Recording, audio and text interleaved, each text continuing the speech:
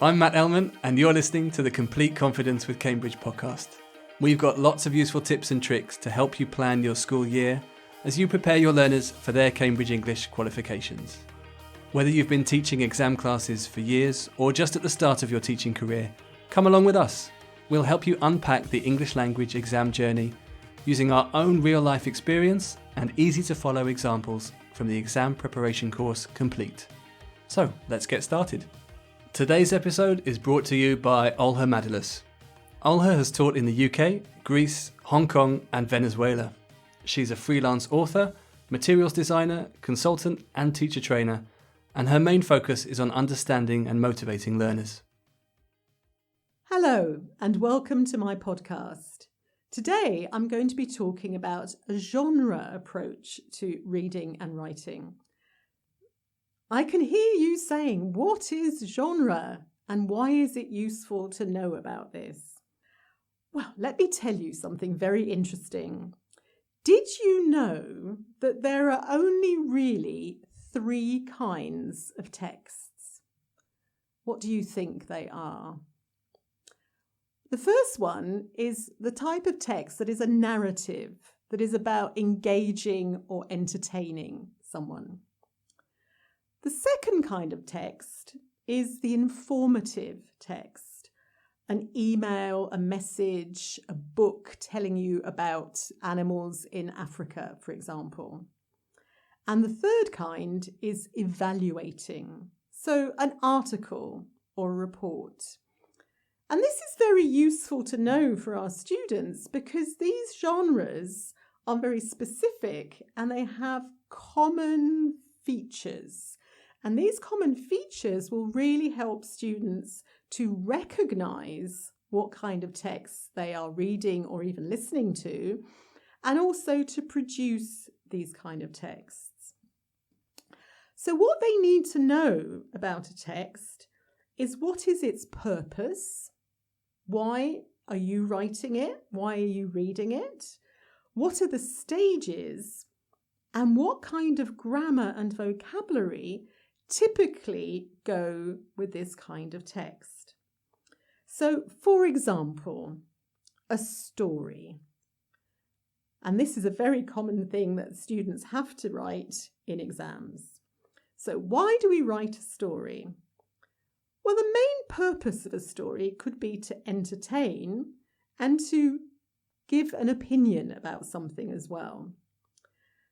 What is really interesting is, if you think of all the stories you know, they basically have 3 stages. The first stage is orientation, setting the scene. Where does it happen? When is it happening? Who is it about? The second stage is the complication. And if you think of all the soap operas and films and stories you know, these complications are some kind of problem or an obstacle. And the last part is the resolution. And this could be bad, but hopefully generally is good. So 3 simple stages. And then we have to think about the grammar that we use in a narrative. And this is our past tenses, simple past, past perfect, past continuous. So we know what grammar we should be using. What about vocabulary? Well, stories have lovely adjectives and adverbs. They may even have some direct speech where the characters are talking to each other. And we might find some formulaic language, like once upon a time. And then we have to think about the register, the style. The style of a text gives us lots of information about it. And there can be very useful vocabulary clues. So I'm going to actually play a little game with you that I play with my students. And I'm going to say something and you are going to guess where that bit of text comes from. Okay, and you can do this with your students. So number 1, once upon a time. And you just say this and the students, oh, it's a story.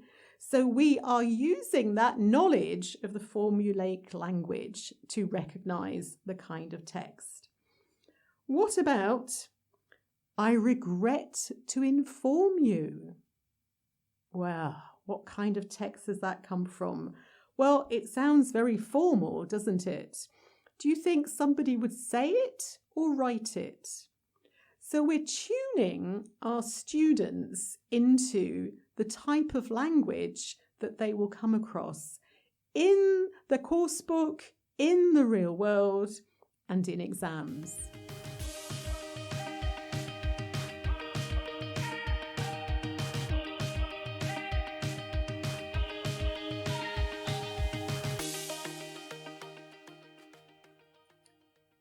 So, how can we use genre to help the students improve their writing? Well, they really do need to know the kind of shape the text has to follow those genre patterns I mentioned earlier, setting the scene, the complication, the resolution. If we look at Unit 3 on page 33, there is a story the students are asked to write. And the story begins, I had a really great day out. So what the students do in the activity is they read a story that has 3 paragraphs and they see the shape of the story. And then they plan out their own story and think of those different stages of the story.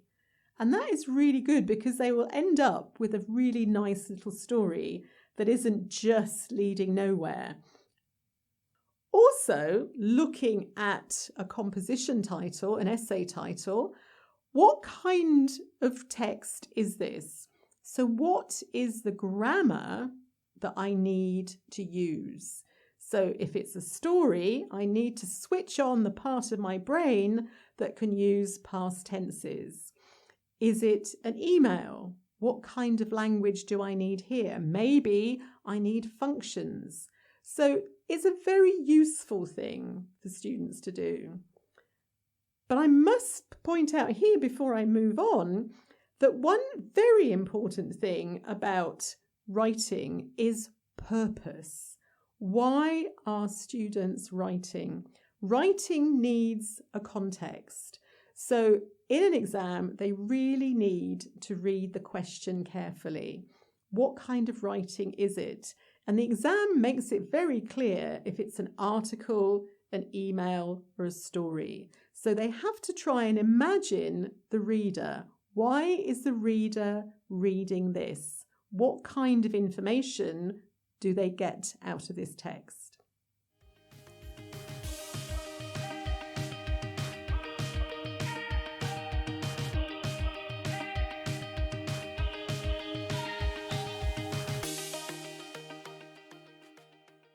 And finally, I want to say a little bit about genre and speaking. Because as well as writing, we really do need to think about who are we speaking to and why are we speaking. And this is really helpful in the listening and the speaking tests. And how do we practice this? This can be quite difficult. Well, I'm going to give you 2 suggestions here. One is to dramatize what they say, to really imagine the people who are speaking and to think of the characters who are speaking, because how they speak to each other will change depending on who is speaking. So, for example, if it's a student and the school principal, that will be different to 2 students speaking together. So really get them to think about how language might change. Even something simple like just asking someone to do something. If I ask a fellow student, I might say, "Open the window, will you?" If I ask the principal, I might have to say, "Please, could you open the window?" Or even, "Would you mind opening the window?" But this could be great fun to do as a dramatic dialogue. And Another aspect of this, which is very similar, is a kind of role play activity where we can practice different functions and think about who is speaking to who, making suggestions, making offers. Oh, can I help you with that? It will also really help with the intonation, the way that students speak. Let's recap. Another way of saying genre really is context, is why we use language and to who we are directing that language. Doing this really helps students to understand. Their comprehension will be better because they'll recognise the type of text they are reading or listening to. It will also help them understand the question, the rubric in the exam, and to follow that and get the maximum points. And once they do this often and they develop a bit more confidence, they will be reading and writing much better. That's it for today. Discover more episodes from this series on our website, cambridge.org/completeconfidence. We have podcast episodes for every level of the Cambridge exams. Come back and join us again soon. And don't worry, you've got this.